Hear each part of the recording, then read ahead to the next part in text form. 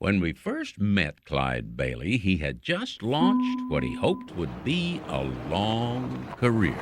And my dreams and ambition was to be the best limousine service and have the longest cars and be able to serve the most people and treat them like they were on the life of the rich and famous. And his business has continued to grow, literally. So we started out with the 36-footer, and we progressed up to the 40, the 42-footer, and now this one, which is the SUV top of the line, the Excursion. From big to bigger yet, is there any end in sight? We have one more surprise coming up. We have the longest car street legal in the world. So how long is it? Well, from here to here is 65 feet. It's so long that it bends in the middle. Looks more like an Amtrak than a Lincoln. A train with two cars. And if you think it looks long on the outside, wait till you see inside. This is about 42 feet in here. Then you've got the remaining 20 feet on the cab extension. It even has a couple of fog machines to reinforce the fantasy. Well, that is part of the company name. I wonder what Clyde's gonna do next. How do you exceed the maximum?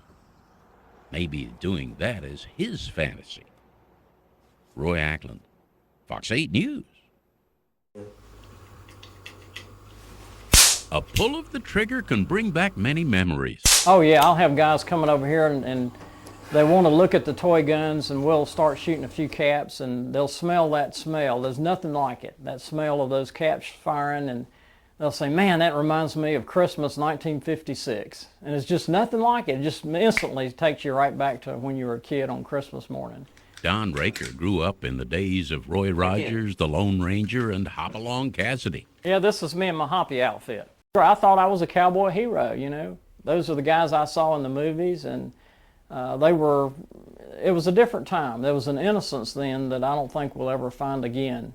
In those days, toy guns were just that, toys, and the kids knew it. All my friends and everybody I associated with, you know, in our age group, that's what they had as a kid, toy cap pistols and holster sets, and the cowboys were the heroes of the 50s, and that's how it all got started. It's nostalgia that prompts grown men to collect the trappings of their youth, in this case, pistols, cap pistols, varying in size from small to large, simple to really elaborate. Probably in 51 or 52, they would have sold for maybe $10 or $12, which was a lot of money then. Yeah. Now here's a collection of antique bronze guns. Well, that is unusual. I don't know that I ever saw any bronze guns. Well, they did that to try to get kids to buy more guns, you know. They started coming out with different finishes. Bury them, yeah. You can bet those manufacturers never dreamed those kids would grow up to be collectors. I didn't realize there were so many variations and so many different toy guns out there, and I got looking and I got into it very deeply, and before I knew it, it was an obsession, you know, and just it's been a lot of fun. It's a hobby he really gets a bang out of. Roy Ackland, Fox 8 News. Nestled in a grove of ancient oaks is Bethlehem United Methodist Church. Our church is the center of climax. Bethlehem has been a focus point of the community for so many years. And one reason for that focus is found right next to the church in the form of an old arbor. This is a big part of the history of, and really the fabric of who the people of Bethlehem are. Well, it's built, as you can see, with these hewn pieces of lumber. You can see the axe marks on the logs. It's put together with wooden pegs. It's something that you can look at and know that heart and hand went into shaping this place. Folks have been meeting in arbors on this spot for 150 years. This is our early air conditioning. Still is our air conditioning. How's it work? These are the fans, and they work like this. Behind the arbor are these cement block structures that the folks call tents. Well, they used to be tents. They started out as tents, then there were some wooden structures, and now there are these, and this is where they camp out for the week. Inside are all the comforts of home. This is our eating section. We cook and eat out here. We have refrigerators have the stove, we have the old sink. The tents and the old Arbor go together to make up a place where families could come and spend a week of fun, food, and fellowship. My grandparents camp, my mother and daddy camp, us kids is camp, and my grandkids is camping. A week's worth of open-air meetings held annually by the families of the Bethlehem United Methodist Church has helped make it the center of this community for a century and a half. Roy Ackland, Fox 8 News.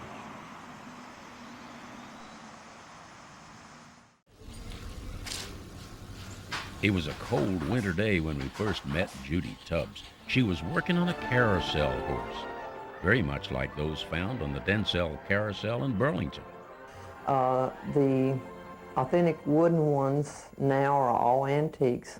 If you can find one, they're so expensive you can't afford one. So I thought the only way I'm going to get one is to make one. When you look at the finished product, you'd never know that she had never done any carving before. It was 1994, and she decided to attend a wood carving school. She's carved several horses by now. Not only horses, but animals of all kinds and all colors, all decorated in different ways with flowers and ribbons and fancy harness. It's my way of preserving a dying art and something that I can pass on to my children and grandchildren, and they'll have a little piece of history. All of the pieces she's created so far have remained in her family. She's never sold one of them. But this one is going to be raffled off. The proceeds to benefit hospice and the Denzel Carousel in Burlington. It's going to be hard to let it go. You spend this much time working on a project, and it becomes a part of you. You get very attached to them. We followed her progress through the weeks and months of carving and sanding and priming until it was time to paint. She's gonna finish out really pretty, I think. And I'm excited about being able to make this donation. She named the horse Spirit, a handcrafted reminder of a time when the thrill of a lifetime could be found on a carousel. Roy Ackland, Fox 8 News.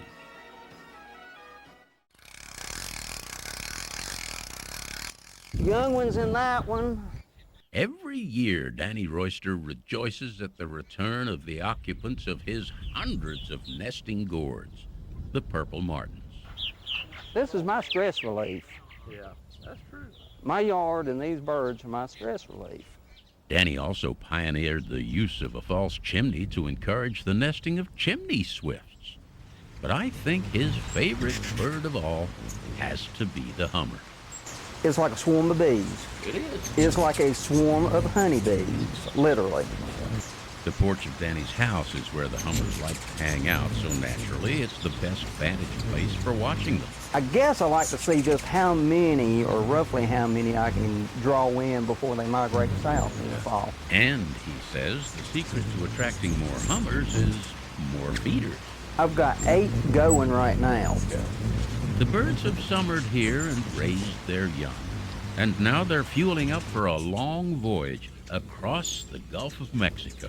It just amazes me that something that small can get enough fat reserve in him to go across 500 miles of water non-stop and make it. Oh, it'll be a while yet before the birds head out on their southward journey.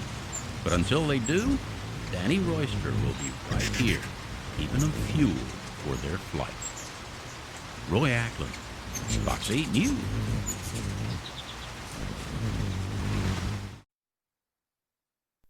The rocks are plentiful around Caraway Mountain of North Carolina, and that's okay with Louisa Canoy. Like you gotta have 3 loads of rocks to maybe pick one that you want at that time, you know. She's putting a stone veneer on the foundation of her daughter's new home and says it's really not work to her. It relaxes me. I like to do it. A native of Italy, she didn't take up stone masonry until she came to this country. And then she didn't use the regular tools of the trade. Her favorite? A pair of rubber gloves. I told my daughter I am a mason surgeon. She looks like a surgeon in her rubber gloves. But the hardest part of this surgery is finding just the right rock. It's just like a puzzle. I told my daughter, it's like a puzzle. You pick them up and if you have an eye for wherever the space is there, you can find a rock that you want if you look for it. And I find many rocks, I look there and I'll find rocks and put them where it's supposed to go. And if it don't go there, I put them somewhere else. Occasionally, a rock needs a little fine-tuning with the judicious application of the claw hammer. And sometimes more drastic measures are applied. And I just do like this. All right. See, this one is a pretty shape right there. All around her own home is evidence of her love for working in stone. Stone walks, stone walls. It looks very much as it must have looked in her childhood home in Italy. Mixing mortar and stacking stone is definitely hard labor, but she says she doesn't mind. I like to just because it looks pretty. Pretty looking and pretty amazing. All done by this great-grandmother who really rocks. Roy Ackland, Fox 8 News. A glaring sun and temperatures near 100 degrees have people scurrying for the air conditioning. Oh, it's hot down in the Piedmont, but there is a place not too far away where the temperature's just perfect this time of year. Normal temperatures up here are in the mid-60s for the highs. How does 68 degrees sound? This is Mount Mitchell, the highest point east of the Mississippi. Up here, they've got so many gauges it would make Van Denton jealous. A mountain so big it generates its own weather.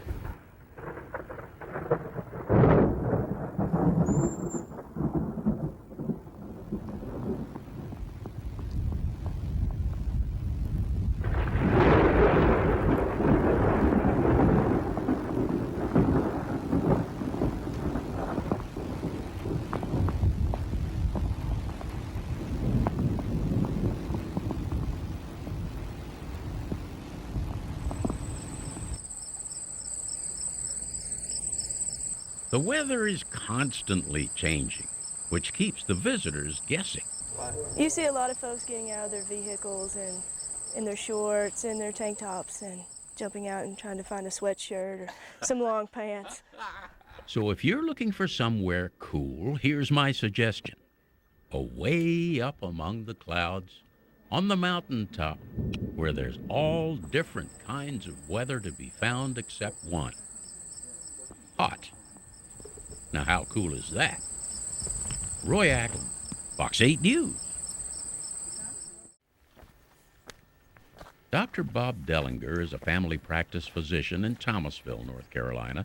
He loves the outdoors and hiking the trails of North Carolina's Black Mountains, and that includes Mount Mitchell. Getting away from the touch of man, getting away from all the built-up nature of city life and getting out to the country. These are wild raspberries. They look like they're not ripe. People might think they're blackberries, but they're really raspberries. They're good. It wasn't the berries, but the mountains that over 150 years ago brought another man to this place. Elisha Mitchell was a geologist, an explorer, a Chapel Hill professor, and a preacher.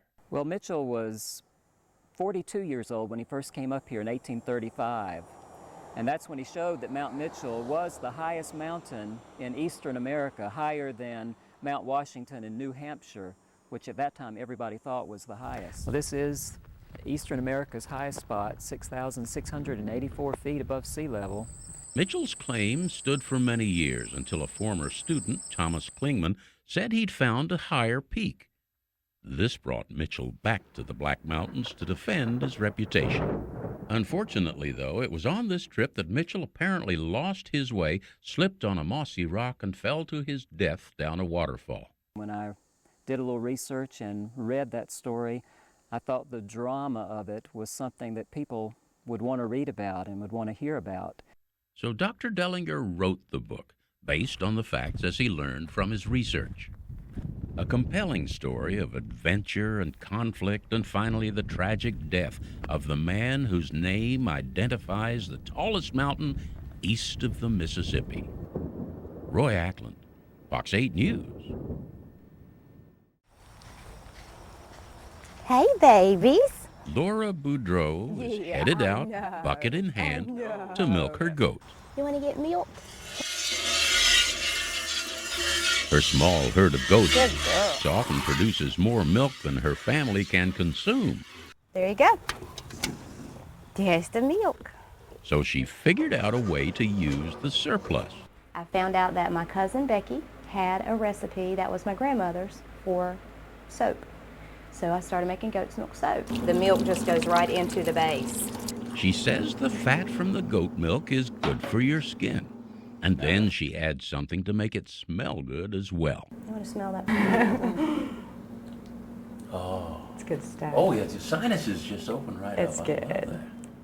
The soap cures for a couple of days, then it's wrapped and ready to market. She sells it on the internet and through a couple of other outlets, including her own little store in Midway, under the name Lucy's Southern Charm.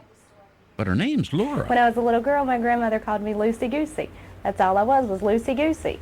So I dropped Goosey and stuck with Lucy. She also markets other products under that name and has received some very nice testimonials. My Uncle Steve, character that he is, the first time he used the goat's milk soap in the shower, he came out and he told my Aunt Rachel, "That's not bad." The whole thing's been a great experience for Lara, Lucy, whatever. She intends to milk it for all it's worth. Roy Ackland, Fox 8 News.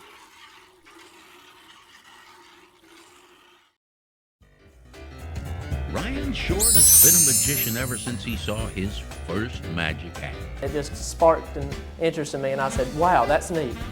Ryan knows lots of different tricks, using lots of different techniques and props. He's a homeschooled high school student, a teenager, and his favorite assistant is his sister Megan. But this time, he decided to let me help out.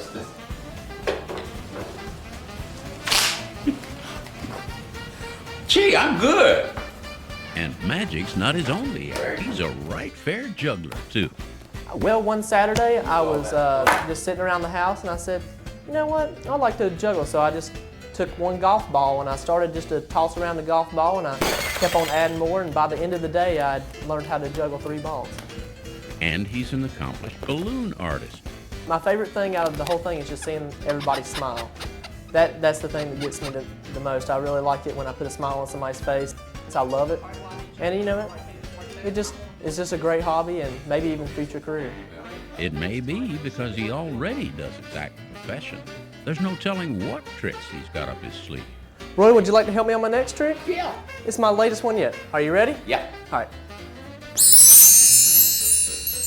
There's only one problem. I haven't learned to bring him back. Ryan, where am I?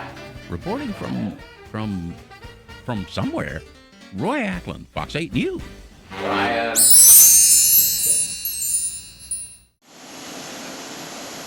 This is the original color with the black lightning bolt. When the Piper Cub was first introduced back in the 1930s, it was about as basic an airplane as one could imagine. We got this airplane out of it was down on 311. The other side of High Point was in a barn loft. Really? In a barn loft. Oh. Harry Butner's restored a lot of old planes, like this 1955 Tri-Pacer. But hidden away in another hangar is his real pride and joy. 1940 Piper J5. When he first saw this plane, it was in terrible shape. So he took it apart, took it home, put it in the basement, knocked the dirt daubers out of it, and proceeded to make it new. Built it to fly. And that's what we were here to do, go for a ride. Of course, first I've got to get in the plane. I'm in, but I don't think I'll ever get out. Contact. Do it again. Contact. After you work on them a year and all this, it's about the best feeling you'll ever have when you prop it and it cranks and runs all right. And then you go fly and it flies all right. Yeah. Harry's Piper Cub is a real piece of history, and he loves to fly through history. It's a time machine, a magic carpet ride, And when he returns to Earth and puts the plane to bed, he knows that any time he wants to, he can again take a ride in his Piper Cub. Roy Ackland, Fox 8 News.